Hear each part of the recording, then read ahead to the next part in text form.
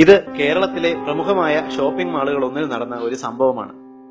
കഴിഞ്ഞ ദിവസം 6 വയസ്സുള്ള ഒരു പെൺകുട്ടിയോടൊപ്പം ഷോപ്പിംഗ് മാളിലെത്തിയ ദമ്പതികൾക്കുണ്ടായ അമ്പരപ്പിക്കുന്ന ഒരു അനുഭവമാണ് ഞങ്ങളിവിടെ വിശദീകരിക്കുന്നത്.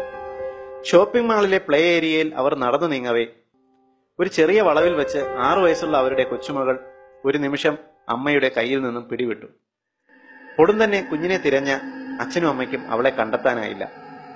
ഞൊടിയിടയിൽ മാളിലെ ഉദ്യോഗസ്ഥരെയും തുടർന്ന് സെക്യൂരിറ്റികളെയും അവർ വിവരമറിയിക്കുകയും ആ മാളിലെ പ്രധാന വാതിലുകളെല്ലാം തന്നെ അകത്തോട്ടോ പുറത്തോട്ടോ കടക്കാൻ കഴിയാത്ത രീതിയിൽ സെക്യൂരിറ്റികൾ ബ്ലോക്ക് ചെയ്യുകയും ചെയ്തു. ഒരു 10 മിനിറ്റിനുള്ളിൽ കുഞ്ഞിനെ മാളിന്റെ ബേസ്മെന്റിൽ നിന്നും കണ്ടെത്തി. ഐസ്ക്രീമിൽ മയക്കുമരുന്ന് കൊടുത്ത് മയക്കിയ നിലയിലായിരുന്നു ആ കുഞ്ഞ്. എന്നാൽ കുട്ടിയുടെ രൂപമാറ്റം കണ്ട് മാതാപിതാക്കളും ഉദ്യോഗസ്ഥരും അമ്പരന്നു.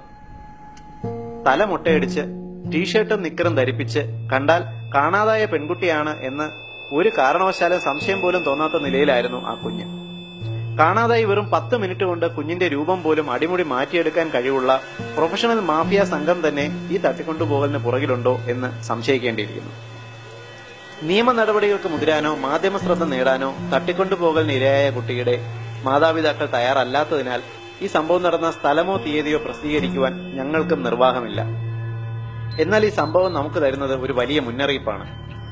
നമ്മുടെ പിഞ്ചു കുഞ്ഞുങ്ങളെ ആരുടെയൊക്കെ കഴുകൻ കണ്ണുകൾ ആരും അറിയാതെ പിന്തുടരുന്നുണ്ട്. ഒരു നിമിഷത്തെ അശ്രദ്ധ മതി ഒരു വലിയ ദുരന്തമുണ്ടാകുവാൻ. സൂക്ഷിക്കുക. ഏവരും ശ്രദ്ധിക്കേണ്ട ഈ മുന്നറിയിപ്പ് പൊതുസമൂഹത്തിന്റെ അറിവിലേക്കായി അവതരിപ്പിച്ചത് ethnihelcode.com.